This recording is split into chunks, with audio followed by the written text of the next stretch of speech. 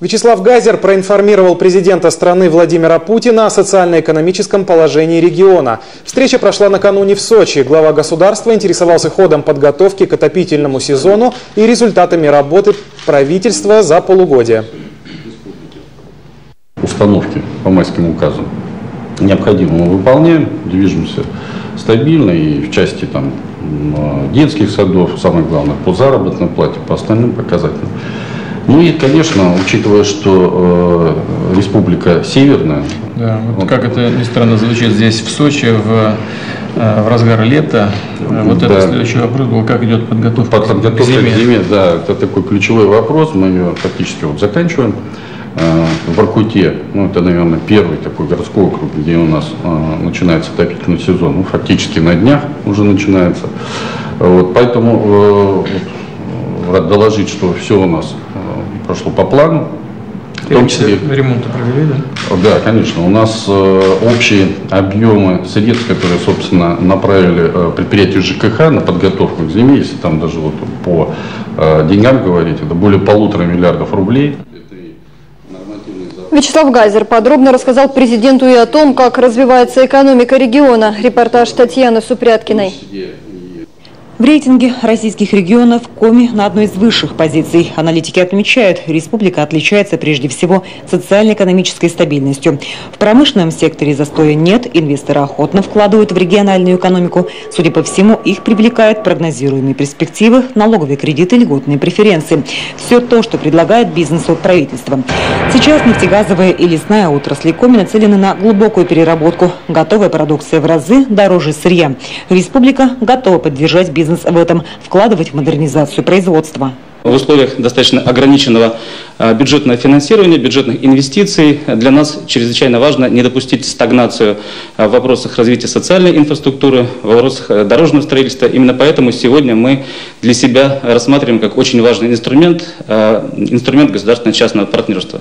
И сегодня мы находимся на стадии подготовки соглашений, которые предполагают строительство объектов социальной сферы, это школы, это больницы, а также строительство дорог.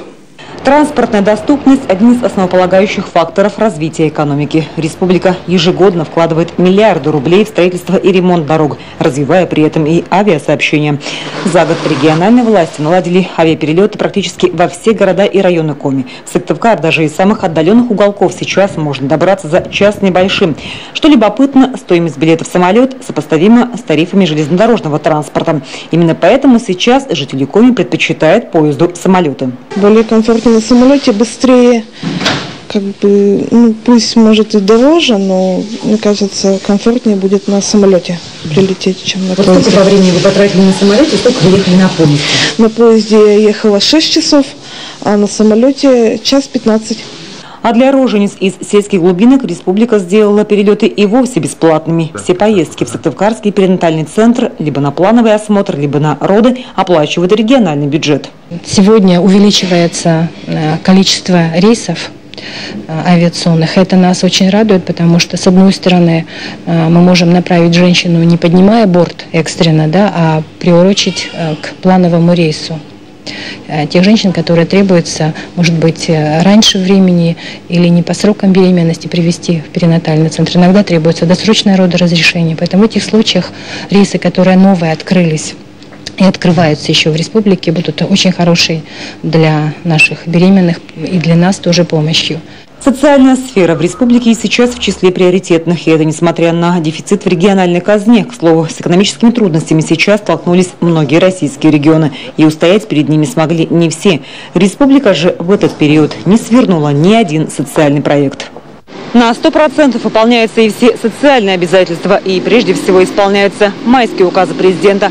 Хотя многие дотационные регионы, которые получают дополнительное финансирование из Москвы, и те сегодня не справляются.